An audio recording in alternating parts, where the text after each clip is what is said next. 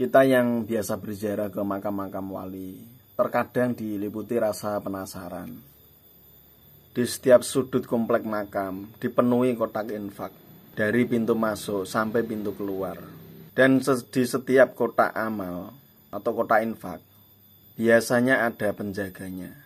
Sehingga membuat para peziarah merasa tidak enak ketika tidak memasukkan uang ke dalam kotak berpenjaga.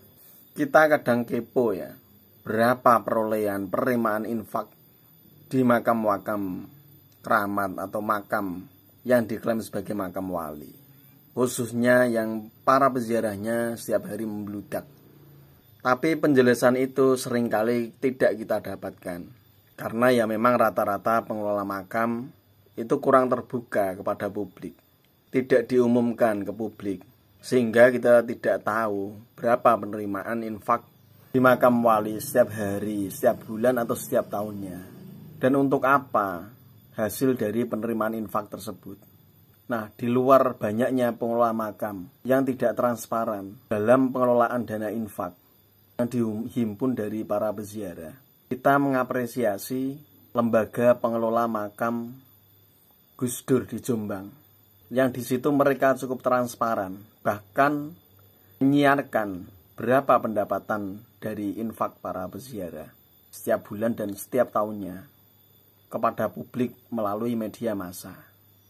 Seperti kita ketahui, Kiai Haji Abdurrahman Wahid alias Gus Dur, Presiden keempat Republik Indonesia, ketika wafat dimakamkan di komplek makam Ponpes Tebu Ireng Jombang, yang satu komplek dengan makam Mbah Hasyim Asy'ari. Bukan hanya dikenal sebagai tokoh bangsa, pemimpin negara, Gus Dur juga dikenal sebagai ulama besar, bahkan diyakini oleh sebagian orang sebagai wali.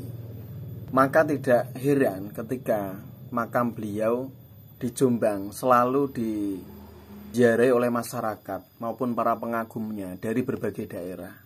Nah, berapa perolehan infak yang dihimpun dari para peziarah di makam Gus Dur di Jombang? Kita bisa mengetahuinya dari pengakuan pengurus lembaga yang mengelolanya. Saya mencoba riset media dan hanya menemukan di makam Gus Dur inilah pengelolanya transparan, terbuka soal perolehan infak dan pemanfaatannya, peruntukannya untuk apa.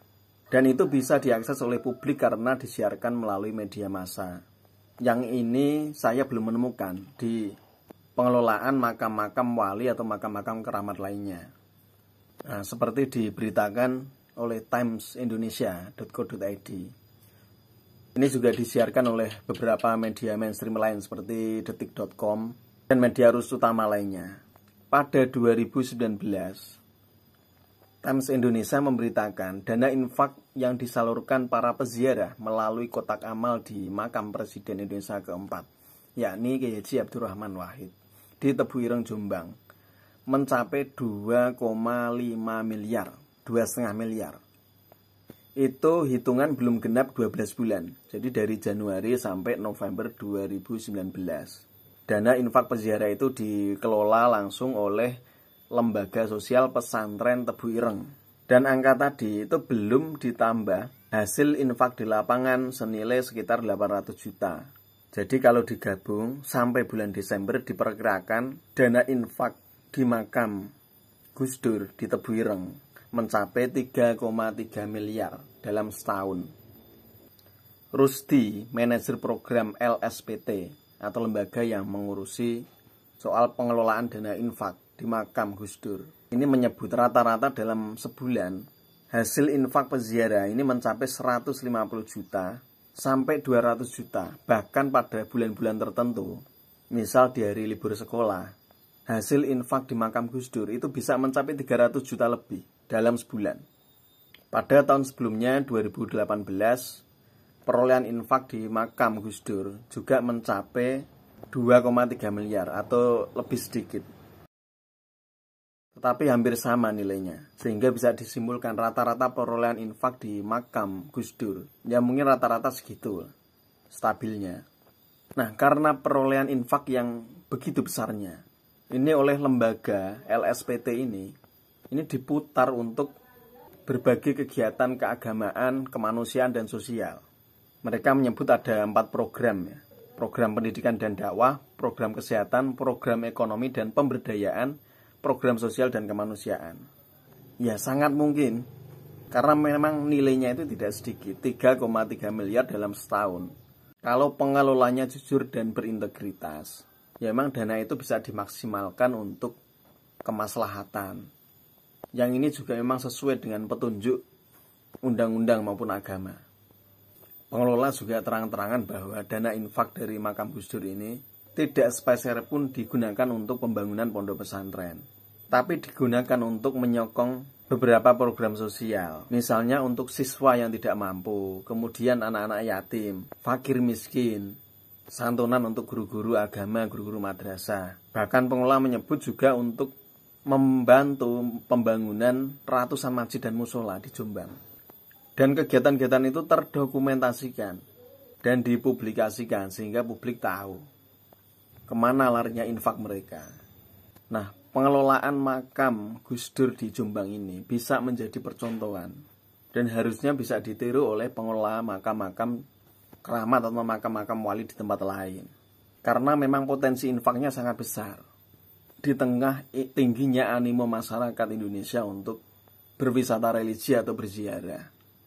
Nah, berapa jumlah perolehan infak di makam-makam lain, makam-makam wali yang dikeramatkan dan ramai dikunjungi peziarah setiap harinya.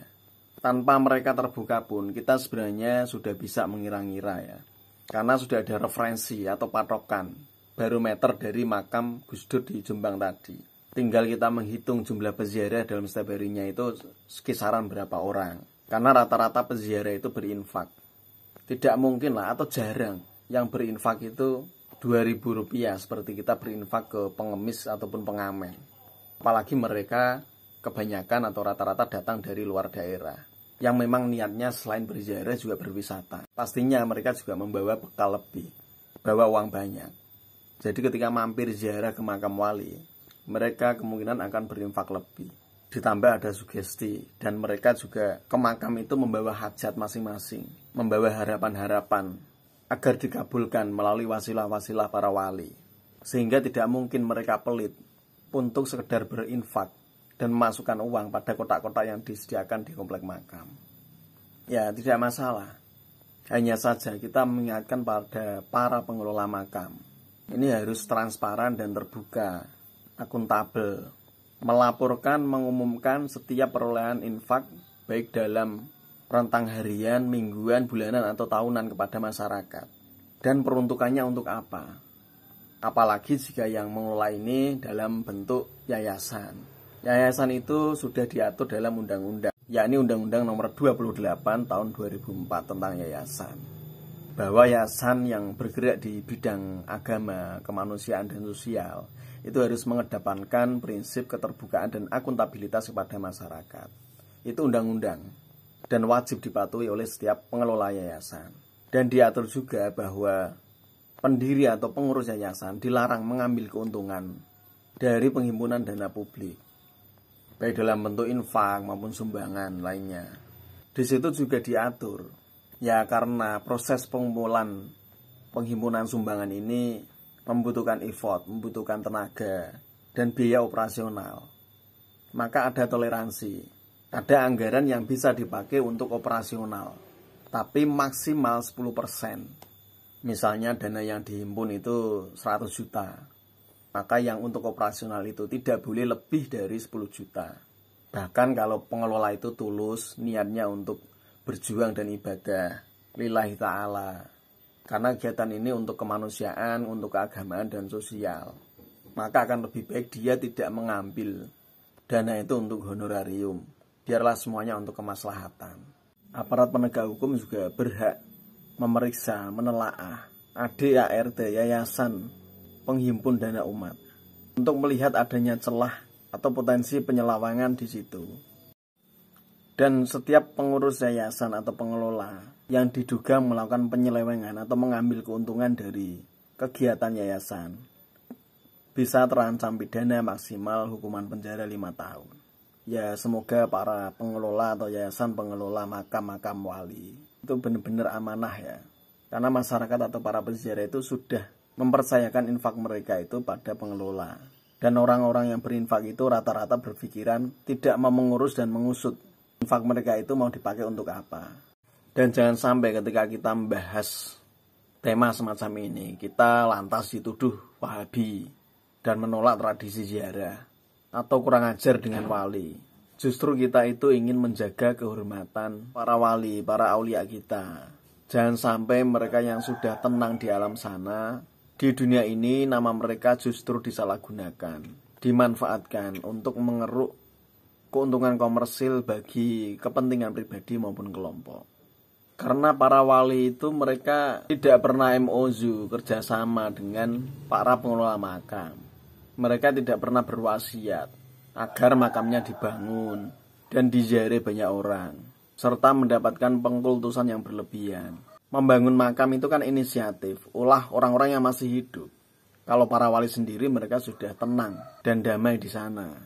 Dan tidak pernah mereka MOU dengan para pengelola atau yayasan untuk berbagi keuntungan. Misal pengelola dapat infaknya, wali dapat doanya.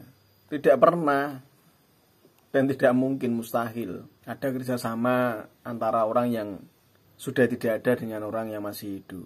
Ya ini murni inisiatif, ulah dan perilaku dari orang-orang yang masih hidup yang mengelola makam-makam tersebut. Makanya harus benar-benar amanah dan luruskan lagi niat. Wassalamualaikum warahmatullahi wabarakatuh.